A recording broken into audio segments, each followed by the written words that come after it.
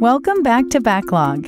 Let's explore how administrators can invite members and configure their permissions.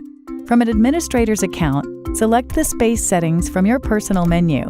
Then select Manage Organization on New Lab Apps, and you will be redirected to your organization's settings page. There are 3 methods you can use to invite users to your space: an email, a CSV file, or a shared link. To send an email, go to the Members tab, add each user's email address, and configure their team and role. When adding many members at once, a CSV file may save you time. Simply download the CSV file, follow the instructions to fill out each cell, and then upload the file on the same page. To invite members through a link, just designate their team and role. Then click Create Link to generate a shared link that can be easily shared with invitees. Once you've invited members to your space, it's time to add those members to projects.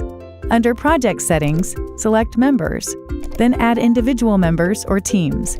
Each member or team added will have access to the project based on their individual permissions.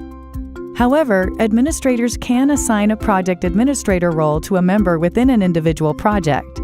Simply select the project administration settings and add the member you wish to assign the role to. This will allow them to configure the project settings for that project only. Administrators can further manage user permissions by returning to the Space Settings page. Now you are ready to manage collaborators in your Backlog space.